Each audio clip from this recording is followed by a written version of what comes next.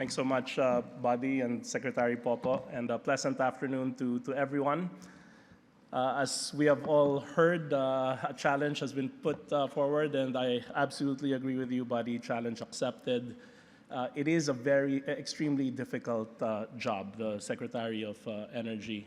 I'm amazed at how Sec Popo is taking the cudgels the second time around. This time, facing an opposite situation of undersupply as opposed to his first term, which is oversupply. To provide the context for this hopefully lively and candid discussion, just want to share with you a little bit of important background fundamentals and honest perspectives on how we got to where we are today, right? Just go through just a short 50-year history over a couple of hours maybe. No, just kidding. But more importantly, how do we move forward? You know? So I think let me take off from the point in time when Sec Popo mentioned that, remember, when he took over the first time as Energy Secretary, that was early 2000s, we had an oversupply, ironically, following the undersupply in the early 90s. A lot of us are old enough to remember that. The shortages in 1990s and the overcompensation with a build-out, aggressive build-out in the mid to late 90s of all of these power plants, BOT, Suwal, Pagbilao, et cetera, a lot of coal, and of course culminated with the gas plants that are run by Malampaya, which really started around 2000. So that was the boom years of generation, which led to the oversupply, and as a result, the first decade of this millennium, not much has been built after the gas plants of first gen, right? Up until GN Power, the developers, our partners, started to develop as early as 2008-9, so that the first major plant that came online after these 1990s plant were really GN Mariveles in 2013. So there was a long gap. And as a result, we saw the price signals already in 2010 in the spot market, given that the spot market started in 2005. We saw the signals that there was indeed a looming shortage. And that's why we, as a Ayala Group, entered the market. We saw this in 2009, 2010, and we decided to throw our hat in the ring and participate into this need for the country to build its capacity. Remember, this was the Aquino administration. Things were looking really high, up and bright, but it was obvious that our infrastructure was lacking, and therefore we joined in this space to build out the infrastructure. So really, if I can make this work, okay, can we just do it manually? If you go to the next page, because the clicker is not working. Okay, good. So, so really, the first decade, particularly, this is what we saw in 2009. You'll see here, 2010, we were just around 14 gigawatts of installed capacity. If you look at the numbers, what's jumping out of this is we had a very high renewable share. Geothermal and hydro proportionately accounted for about a third, and as you'll see out of the output, renewables were already at 34% share of output, okay? But we needed to build supply because of the expected growth in demand, which it did. It grew by 5%, a little over 5% per year over the ensuing decade up to 2019. You will see that this was supported by a build-out of about 9 gigawatts of additional installed capacity nationwide. So the good news is there was an additional capacity to support all this demand. The not so good news is around 7 out of the 9 gigawatts were coming from thermal plants, coal, gas, and diesel. And only 2 gigawatts came from renewables. And again, part of that renewables, half of that 2 gigawatts was solar and wind, which has a low capacity factor or low output. So as a result, ironically, even if the country passed the Renewable Energy Act in 2008, our renewable energy share of output declined from 34% to where we are today, which is around 22%. And we want to get that back. Government wants to get that back with our support to 35% share by 2030 and 50% share by 2040. That is the task at hand. If you go to the next page, this is just to show you the price signals. On the left-hand side, you will see both the WESM average price for the entire year and the Meralco average price. This is apples and oranges. WESM is 100% base load. Meralco is not 100%, so it's naturally could be more expensive because of the lower load factor. But anyhow, you will see that prices relatively have been stable over the last decade. WESM, yes, it reached a high of over 6 pesos in 2010, hence the price signal that, hey, we need more capacity. But it reached a low of 270 plus in 2016 because of the, again, overcompensation. Ayala went into this, Aboitiz, San Miguel, First Gen, DMCI, everyone built capacity, but mostly on the back of coal plants and some gas plants. No? And you saw the price signal saying, oh, there's overcapacity already, but Meralco price, because these are long-term contracts, they're relatively stable price. If you look at the right-hand side, these are the index of fuel prices. Again, relatively stable, coal hovering between $60 to $120 per ton. Oil about 40 to 120, albeit Forex was steadily depreciating, which is a key factor because a lot of these commodities are denominated in dollars and are driven by Forex as well. Forex, I think, was a low of strongest of at 42 to the dollar. Now we're at 57. That's going to have an impact on price. To give you an idea, the cost of coal per kilowatt hour, around half of that will be from fuel cost, a little more, given the elevated price of coal. But for gas, it's about 70 to 80% of the price of gas power is based on fuel.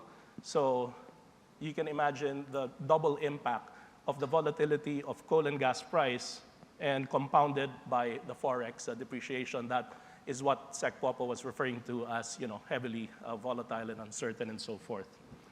If you go to the next page, just as when we thought that prices were relatively stable, then the global disruptions between 2020 and 2022 struck. It's like a whipsaw, right? Starting with COVID, which really eradicated a lot of that demand. So we saw a drop in demand, and as a result, the build-out of plants really slowed down. And then you would have seen demand recover in 2021, back to the pre-COVID levels, pretty fast, pretty resilient system. And then, boom, Ukraine energy crisis strikes in 2022, making these fuel prices rise, coupled, just like a perfect storm, coupled with a Ilihan fuel issue. The second half of 2022, we didn't have the benefit of having a 1,200 gas plant from Ilihan because of the lack of supply, and the reason for that is that Malampaya is already declining and reaching its end of life. So as a result, you would see a tepid increase in our capacity, again affected by the decline in gas because of the temporary unavailability of Ilihan. Yes, we were able to add some renewables, but it's not enough to move the needle at that point in time. If you go to the next page, again, similar metrics. On the left-hand side, you see what happened to the spot market and Meralco price reaching all-time highs in 2022, perhaps 2023. Spot market hitting fever pitch levels at over 7 pesos per kilowatt hour. Now it's hovering about high 5, just like similar to last year, although this summer it's back with a vengeance given the red alerts, yellow alerts. I think month to date is closer to 8 pesos per kilowatt hour, but that's the peak of the summer. Meralco also, because of the higher gas and coal prices, are already reflecting that in their power purchase agreements, and therefore you see a steady increase. There's a little bit of a lag effect in Meralco, given that their indices are applied probably about 3 months behind. So you see that our Meralco bills are now hovering. I think we'll show that in the next page if you go to the next page. No? Yeah, so as a result, you will see Meralco price average on the left-hand side. Last year, it averaged around 7 pesos per kilowatt hour because of the, again, pass-through provisions in these gas and coal contracts.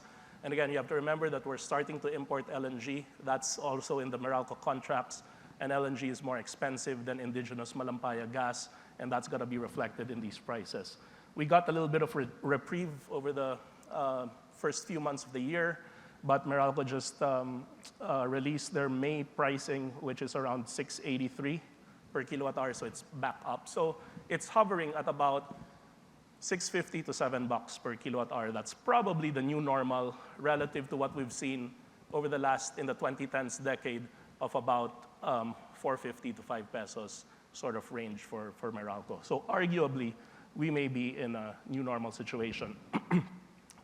Sec Papa alluded to earlier, coal arguably is still cheaper than natural gas. You will see that in the most recent Meralco contracts. Coal at about 6 pesos per kilowatt hour, 6.20, 6.10, and then gas is about 15 to 20% more expensive. But again, it depends on where the Newcastle or Indonesian ICI index price is relative to gas, whether it's JKM, Japan, Korea, Link, or what have you, or Henry Hub Plus, and so forth. So a little bit of crystal balling. Speaking of crystal balling, on the right-hand side, these are the forward curves in terms of the most important indices that drive coal and gas price. So they remain elevated relative to historic standards. You know? So we're used to seeing coal in the $60 to $100. Forward curves are suggesting $140. Gas is normalizing. Gas used to be in the $18 about a decade ago. Went as low as $2, $3, $4 during COVID. This is per MMBTU. Shot through the roof during Ukraine crisis. But now it's stabilizing in the low double digit, maybe $10, $12, which would translate to roughly 5 to 6 pesos of fuel cost alone per kilowatt hour, roughly. No? And then you add your capacity and O&M charge on top, which is typically, depending on base load mid-merit, could be 150 to 250 pesos per kilowatt hour. So anyhow, next page is, okay, where do we go from here? What does 2030 look like? We believe that this 5-ish% CAGR will continue in lockstep with the growth in GDP. Some are saying that it's going to be even higher than 5%. And from a planning perspective, in fact, we have to plan for a little higher than 5%, maybe 6%. Because remember, with electrification and so forth, especially that my colleagues from Ayala promises to really scale up EVs, which will require more electricity, clean energy. So 5-6% growth, we need to prepare for that. We also need to align our investments with the DOE and Philippine government objective of getting us from 22% renewable share of output today to 35% by 2030 and 50% by 2040. This is just our outlook/simulation. This is not engraved in stone. This is not on DOE, not based on DOE forecast. This is our own internal view, which is somewhat aligned with DOE's long-term plan on the bottom left-hand side. Basically, the summary is we believe that we need to both scale up or expand both thermal. Coal, it's already being built. The 1 gig additional here is going to come from San Miguel, who's just constructing these plants. Gas, some of that is also being constructed by San Miguel, but some of that needs to be enabled by the system, including especially Meralco with a future competitive selection process. We need about 5 gigawatts of thermal between now and 2030 to be operational to address this 5 to 6% demand.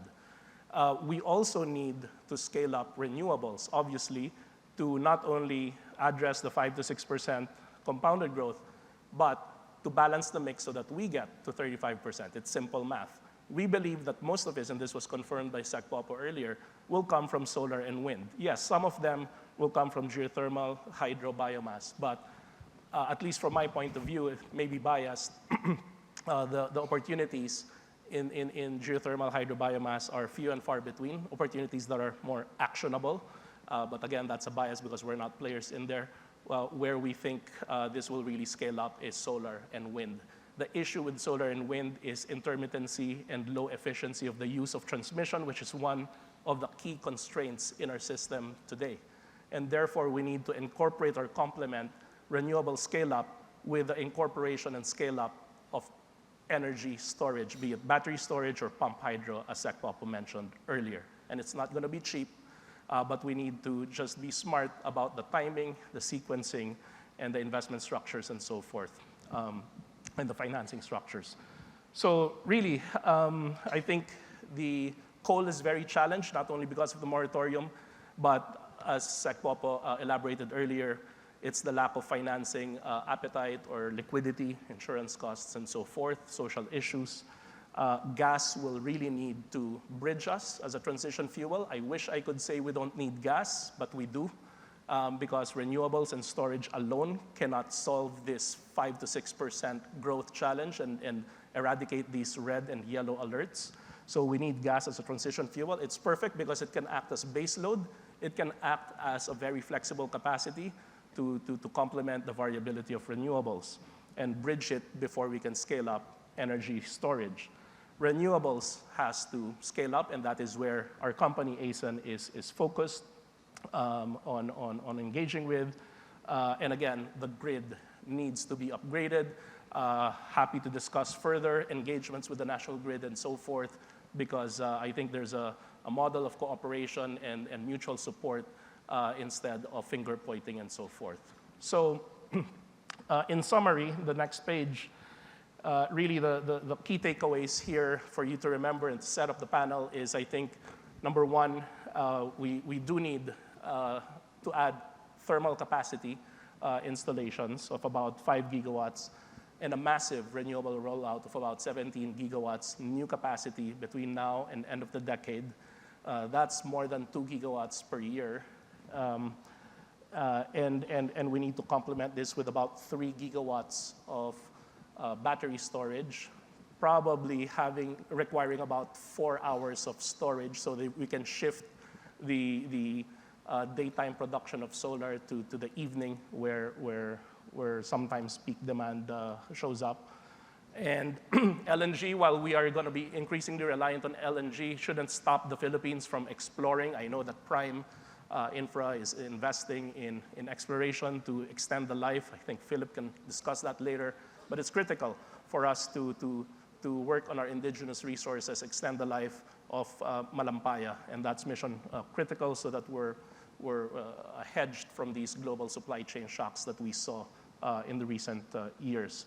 And you know, let's be prepared for a lot of volatility, price volatility, because these commodities, be it gas, coal, or oil, are obviously quite volatile, especially with geopolitical risks, supply chain issues, and so forth, and of course, the link to Forex as well. So I think having the balance and the opportunity here is the problems of the exposure and volatility in these thermal investments, including gas, can be offset somehow by renewables and storage. And by the way, storage is already back on track in terms of the trajectory, in terms of the decrease in price, similar to what we've seen with solar panels before. So I think it's just a matter of time when we close our eyes and say, this is a no-regret move. Let's scale up renewables and storage alongside with gas. We don't know which one is going to be more expensive or cheaper. That's crystal balling. But we need to scale up both. So anyway, let me leave it at that. But since I have the benefit of having the stage, let me just introduce my company for those who don't know. But I guess shame on you if you don't know ASEN. I'm just kidding. ASEN is a renewable energy platform of Ayala Group on the next page. We have now a regional footprint. We started in the Philippines from 0 megawatts in 2011. As I mentioned, we wanted to take part in the growth of the Philippine sector. We were first in thermal, but in 2017, we decided to shift, get out of thermal and go all in on renewables and go expand beyond the Philippines as well. So today, we have from a measly 70 megawatts of renewables in 2016 and over 1,000 megawatts of coal. We're very low in coal now. and we're close to 5,000 megawatts of renewables in the Philippines and around the region. 40% of our capacity is in the Philippines, and then the rest in the region. Australia being our largest market outside of the Philippines, followed closely by Vietnam and Lao PDR combined. So we're mostly in solar and wind, but again, we're increasingly scaling up battery storage. Otherwise, we will be limited in the expansion of solar and wind for reasons I discussed before. And then last slide is we announced a year and a half ago, next page, that we will aspire to reach 20 gigawatts of renewables by 2030. That includes maintaining, if not improving, our share of the Philippine business to go from 2 gigawatts today to 8 gigawatts, and hopefully play a leading role in the energy transition in the country. So let me leave it at that. Thanks for the crash course. I hope I didn't go too fast. Buddy, is that okay? But I have the pleasure also of inviting my co-panelists at the stage, led by Don. Thank you so much, everyone. Thank you.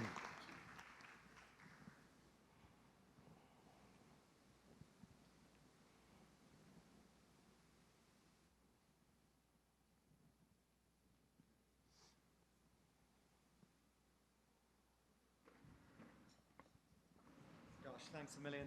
Follow that. Thanks very much, Eric. Really appreciate you setting the scene and telling us about ASEN's ambitions as well.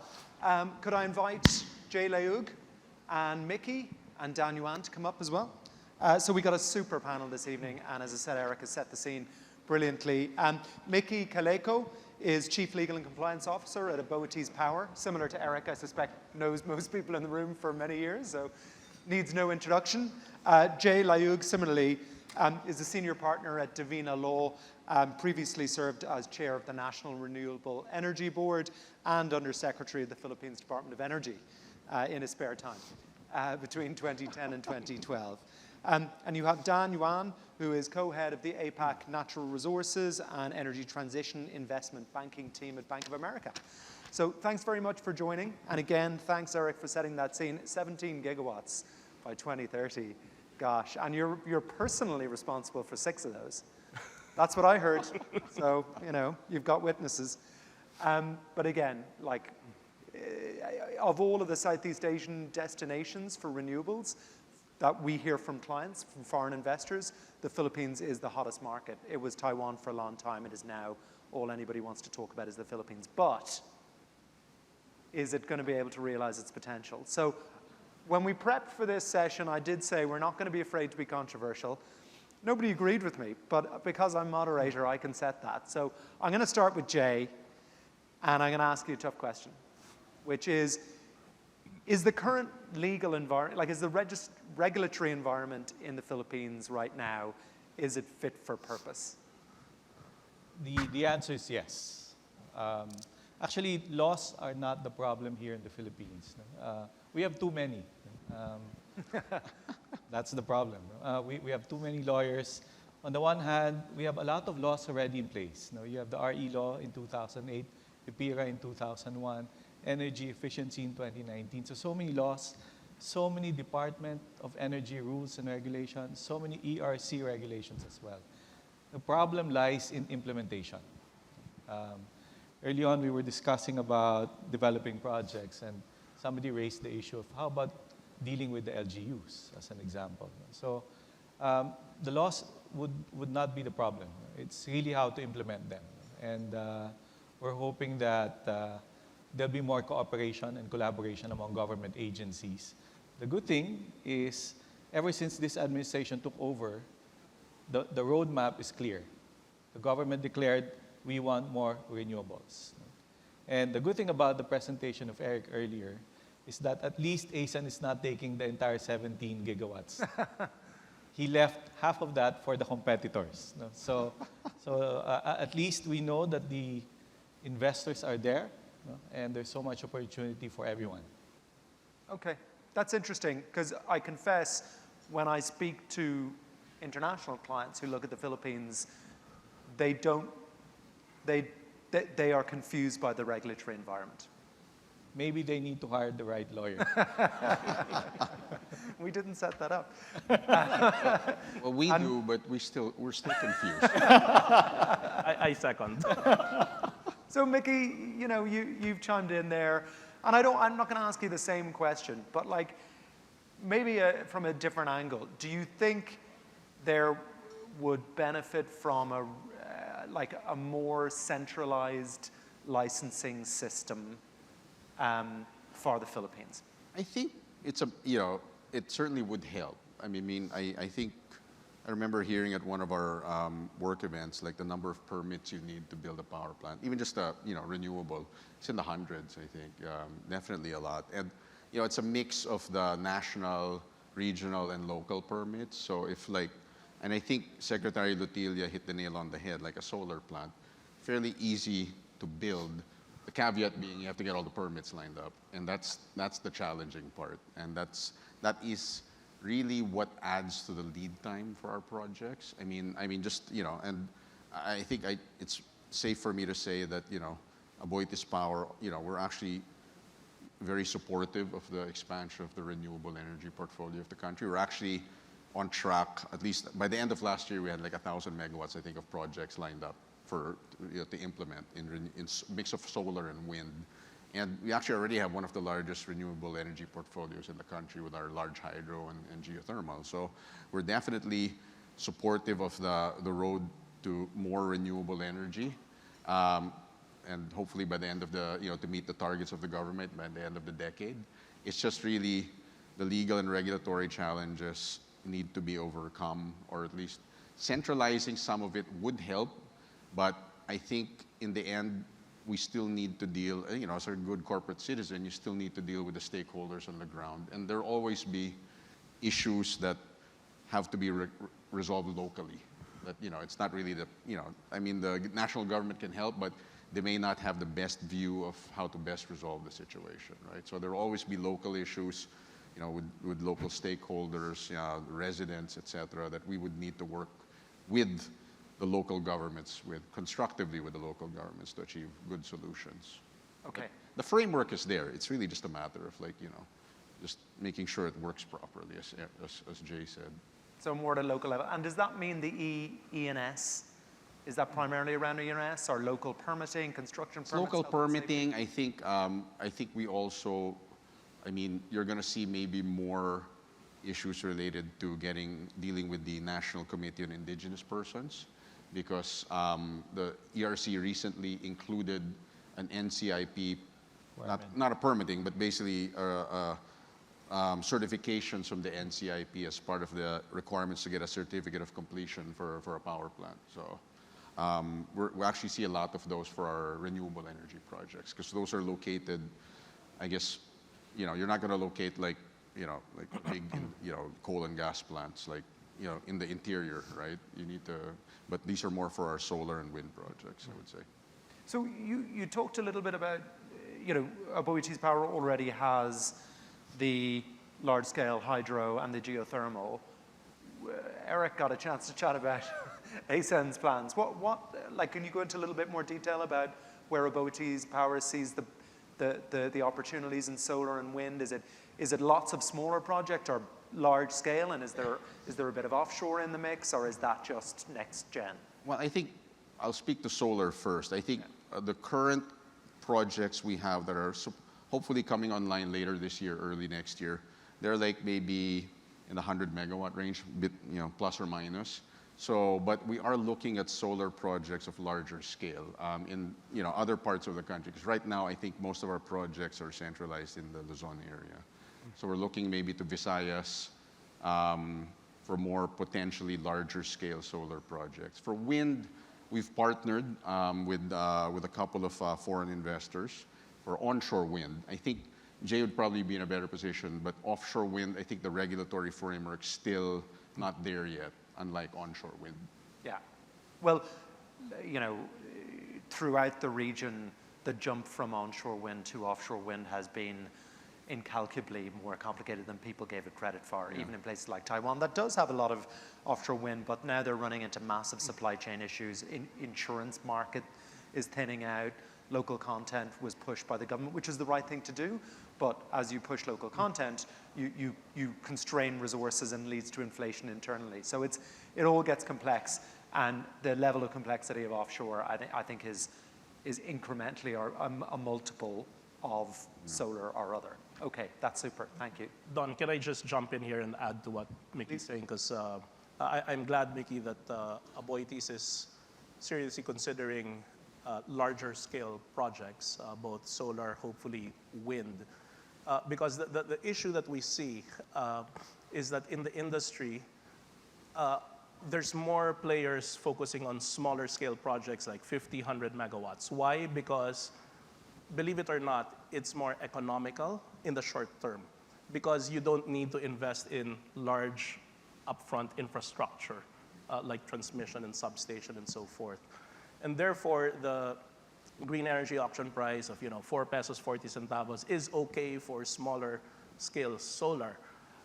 But we don't believe that that's necessarily the right answer for the country in the long term. What we need are large scale solar plants that are scalable, that have a lot of land expansion, so that later on you can incorporate battery storage and turn it from what we call an as-generated or intermittent solar to a mid-merit plant or a dispatchable plant by incorporating storage and making it mimic like a gas plant in terms of services to the grid.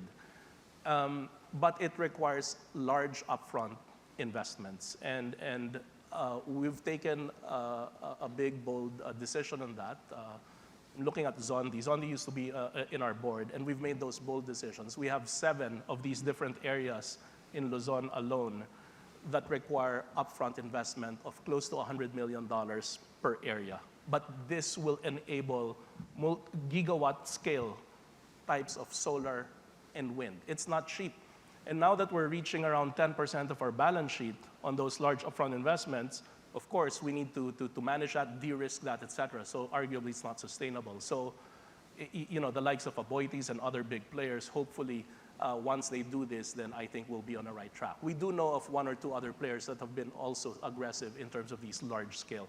But that's what I meant by working together with NGCP, as opposed to, do we really expect NGCP to build in the next couple of years dozens of these large-scale renewable energy zones, as we would call it, for all of us? I doubt it. We need to help them by creating these transmission assets, which later on we could turn over to NGCP and allow everyone else to connect. I think, just to add to what Eric said, particularly on the transmission transmission system, yeah, that's always been, I think, that has been a big constraint for, not just for renewables, but for most large projects. And, I agree. I mean, we would love to work constructively with NGCP, but also I think in terms of regulatory framework that Jay's talked about, there can be streamlined the reimbursement process from NGCP to the project developer. Because, typically right now it's with, it requires ERC approval, and, that's kind of variable. So there has to be a way to kind of streamline the process, because you have to incentivize the developers too, right? If it's going to take them years and years to get this cost back, then projects being expensive as they are, as Eric said, you're carrying this cost of the transmission assets on your books until NGCP buys them from you effectively. But Don, that's not to say that it's the fault of NGCP. Yeah. Because it's a process. It's a process. It's and it's not the fault of also the current Secretary government. Lotilla has left the building, so. Way back in 2016 when we had this race to fit, the government then did not think much of location. And what they asked all the investors to do was build wherever you want to build, and the first one who finishes will get a fit. The problem then was the DOE did not coordinate with NGCP, and therefore everybody built in the wrong area, which is in the Negros Island. And now NGCP is on this catch-up mode. What needs to be done, and it's also not the fault of the current government, because in fact they're doing a catch-up mode now. The DOE did an auction in 2023 last year, and 3,500 megawatts won in that bid, and will be completed by 2027. That's more than in the last 10 years the RE projects that had been built by the two previous governments. And so they are on a catch-up mode. What needs to be done now is for both DOE, ERC, NGCP, Transco, and all these government agencies to coordinate, to make sure that the right projects are built in the right places. But of course, we are in a catch-up mode. Yeah, and I think, well, just to add, of that auction last year, I think has to be said, there are a lot of megawatts left on the table too that were not, taken up during that auction. And I think for various reasons, right? But the big one is it's hard to get good locations for the transmission, to get really good transmission connections. So, but as Jay said, and I think, Don, to your point earlier, maybe that's one area of centralization that would really work. DOE, ERC, NGCP, Transco, and the private sector working together just to improve the process for getting transmission lines built and reimbursements between NGCP and the developers, et cetera. Well, that's what's done it for Vietnam. Frankly, the renewable market there is really paralyzed at the moment, and it's largely because the grid is just not capable. Loads of small little projects dotted all over the vast country, and the grid is just not able for it, and it doesn't justify investment because the projects are too small. So to Eric's point, so I think, despite being controversial at the start, we can concede the regulatory environment is fit for purpose. It's there. Scale is something that the Philippines has and plans, and that's hugely beneficial. And the transmission line has to keep up with it because it's got to be in the right places. We were talking, so Shannon is in the digital space, and so is Josh at Evolution DC. So Pinnacle Towers, Evolution DC need power, but it needs to be in the right place. And they are potential, captive under DPP arrangements as well, which massively improves the economics. So just to get onto the economics for a moment, I think you mentioned, Eric, going to need a lot of capital. Some of that capital, obviously there's a lot of liquidity in the Philippines for this space, but some of it's going to have to come internationally. Dan, the international market, this is your business. How attractive is the Philippines for renewable energy, and what are the factors? Give us a couple of minutes on your thoughts there. Yeah, of course. So clearly this is one of the top destinations from an international capital perspective to look at for renewable opportunities. So clearly the market has a very clear growth potentials, as Eric just alluded in his presentation. It's roughly on average 3 gigawatts to be added over the next course of 6 years. And on top of that, the market has been liberalized. We've seen a lot of international capital in the past play in this space. So these are, these are important factors for people to boost some of the confidence to take a look at the market by itself, especially in the context of Southeast Asia. But at the same time, obviously, we touch upon a lot of factors like people started to understand better so that they can make the right decisions to move into this market fully. One of the key areas people spend most of the time is still trying to understand how to navigate local regulations, permitting process, and obviously in the Philippines there are certain restrictions previously, like the foreign ownership restrictions that was lifted, for renewable space, but land still probably impose that restrictions at the moment, how to secure lands, how to get the grid connections. So these are important factors for people to understand before they feel like these pipelines are real.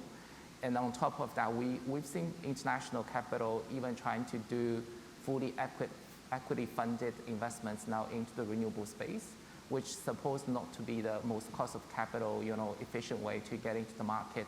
So how to secure, long-term project financing, get the right leverage in place. I think that's also one of the areas people trying to explore. Last but not least, obviously, the market has been, we're seeing a lot of pickup on the CPP end, especially large corporates, under this decarbonization drive and trying to secure renewable supplies in the market. So that's in line with the regional markets as well, but how the CPPA, how to secure better quality of the PPAs in the market to make sure the project economics probably will be better in a sense versus maybe auction projects where we see people started to struggle a little bit on the economic side. So these are some of the key factors people will look into and make sure they get the right deals to invest. Super. Where do you think, which regional pockets of capital are more likely to come into the Philippines? And do you think they're going to wait for the market to mature a bit and come in, and acquire as a secondary, or is it going to be they'll go in early, or a mix? Well, I mean, renewable as a technology, especially solar PV onshore wind, people typically feel like this is the technically fully de-risked, options already.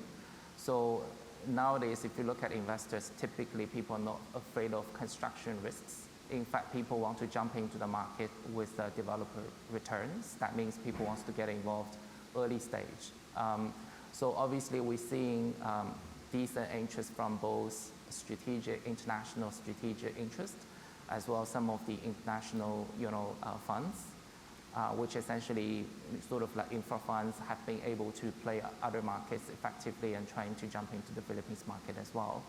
But at the same time, people explore different ways, either trying to do this independently by themselves or trying to see if they can find the right partners on the ground. Yeah. Speaking of partners, Mickey, you've seen some things over your career. Yes. And we're one of the lead participants in the landmark JERA partnership.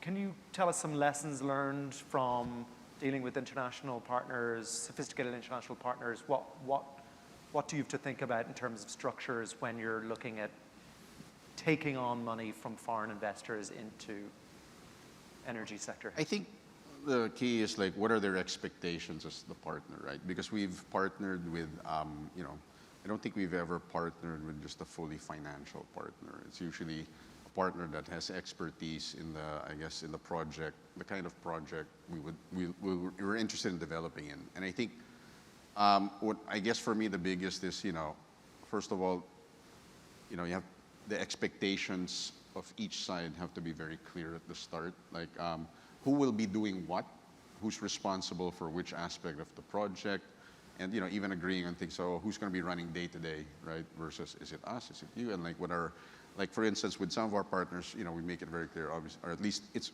very clearly agreed. Like, okay, local permitting, regulatory issues, that's Boites Power's responsibility. We'll take care of maybe EPC and project management, or the foreign partner will do that. So it's really just making sure partners' expectations are aligned, and not just for project development, but even for running the project eventually, right? Even just like, what's the commercial strategy for the project? Where are you going to sell? Who are you going to sell to, et cetera? So those all need to be kind of aligned up front. And I think, we've had partners that we've been partnered with for a long time, like, for our large hydro projects. So there was some turnover, like Nordfund left, and now it's Scatec as a private sector Norwegian company that's our partner there. But it's at least there's a history there that we can build on. And for our newer projects, we have been partnering with foreign investors. So, but as I said, it's really making sure we're all aligned in terms of what each of us brings to the table and what we expect to get out of the project going forward. Yeah. Dan talked a little bit about a lot of projects being done on balance sheet versus using project finance. Maybe Jay and you, Mickey. I think it's, for us, it's a mix, right? We just had a meeting yesterday, ironically, and there is a lot of project finance we take on for some of our projects. Most of it is local. It's just, I think you'll find, like, probably a lot of the companies here probably get local financing even for renewables. There's a lot of project financing available. But for some of our, I don't think we like own funding. At least I can't speak for everybody. Boites Power doesn't like doing that. There's always going to be a mix of equity and debt involved. It's just a matter of finding the right debt, whether it's project financing or even just regular corporate financing, depending on the project. Yeah. If it were project finance, Jay, are you seeing significant uptake in project financing of renewable assets, or is it not there yet? And it will inevitably happen because that's the way the market matures. What are a couple of bankability issues that are critical? Well, we have yet to see that, especially with the recent auction, how they will finance the project. But given that your green energy auction is actually like a FIT, it's a 20-year payment, fixed rate. Likely they do more project financing, and we should expect that. But let's see what's going to happen in the next few years. There'll be more auctions that the government will undertake, and hopefully we get. But I think more than the competitor of Dan, as an example, is actually more the local banks Yeah. We are awash with cash, not too many projects. So I think the international banks and financial institutions need to lower the interest rates. Compete. I'm making a pitch for both ASEN and Aboitiz here. And to be able to lend in peso as And well. lend in peso. That's the That's constraint. true, yeah. Yeah. But there's a lot of liquidity done in the local market, especially. There's a lot of appetite. I think at this point, we're still in early stage. There's more liquidity available than bankable projects. Okay. Right. I think it's not going to be sustainable given the scale of how much we need to build up. We'll need foreign investors or sources of funding. But for now, I think in the next couple of years, I think we're more than enough in terms of local liquidity here. We disappoint banks, for example, when we allocate the project finance. Some of you are here, I know who you are. We end up disappointing everyone. Everyone wants a larger piece of a high quality at scale project. So, but again, that's for now. Once we get to the 20, 30 gigawatt levels, that's a different ballgame altogether. Yeah. Well, okay, so I think we're running out of time, but just in the last couple of minutes, what would you like to see, and this is a question for all of you, what would you like to see happen in the next 12 to 18 months? Or what do you think is going to happen which will materially impact, either for good or for bad, the Philippines' renewable markets? I've got some ideas as well. We were on a panel before talking about carbon credits. Yes. That's a potential, but it still feels like a very distant one. But do you want to start, Eric? Sure. I think tweaking our policy, sending the right price signals is critical. The hot topic in the industry now is the proverbial secondary price cap that limits the spot market prices. I think that needs to be fixed, not in the heat of summer, right? But hopefully once prices subside, that will be the perfect time to start letting the market breathe and find the right price levels. Part of the price signal is also the renewable energy market, the green certificates, for example. I saw the most recent price priced at 20-something centavos, Jay, per kilowatt hour. Yeah. Yep. Not sure that sends the right signal as a cap for the value of those green certificates. I'm not sure it's gonna encourage people to build on a merchant basis and take the risk, right? So I think small signals, not small or unimportant, these are important market signals that need to be finessed to give the right message to the investors. Yeah. Well, 4 years ago, Don, my crystal ball looked like we will be here. Oh. Meaning we are short in power. And what I want to happen in the next 3 years is all those who committed to build their projects on specific COD, commercial operation dates, would meet their targets. Why? Because earlier we were talking about how much solar panels do you have on your rooftop. Eric has 11 kilowatt, I have 6.6, and the others we were sharing notes because I'm not too happy paying for high electricity cost. And once upon a time, I was paying only 10,000 pesos per month. It hit 20,000 during the pandemic. And it hit even higher price when the coal prices went up. That's why I put up my solar system. Now I'm down back to 10,000 pesos per month. But that will not last if we have a shortage in electricity supply, which is where we are now. Every summer in the next 3 years, and I've said this 4 years ago, we will have that problem. So we need to build more and make sure that we don't look at the installed capacity, we don't look at the dependable capacity, we have to look at the available capacity. Right now, on a daily basis, our available is only about 16 to 17 gigawatt. When our demand, as you have seen for the last 2 weeks, is almost at that level. So we don't have enough gap or buffer. So we need to build more, and hopefully all of you building power plants will make it happen. Super. Well, I think for me, it's you see, there's the current administration is very supportive of the private sector's participation, as you saw in the power industry, as Secretary Latina said. So I think, given the situation now where, the red alert situation and so forth, lots of congressional hearings, and combined with, prior to that, there are already discussions about with the government, DOE, ERC, NGCP, Transco, and the private sector, and how to improve cooperation and how to get more transmission basically developed. Hopefully that's going to get resolved in the next year or two, and you'll see, and that will help the projects come back on, get online more quickly, and also help incentivize more projects to be built in the future. Transmission, yeah. Yeah. It really is the key. Dan, Yeah, from foreign my investment, what's the key to unlocking it? Yeah, but to me, I think it's ultimately we're seeing across the entire Asia package, we're seeing a rising of CPP market across all the jurisdictions. And I think at some point, this should impact Philippines as well, given the market has been liberalized.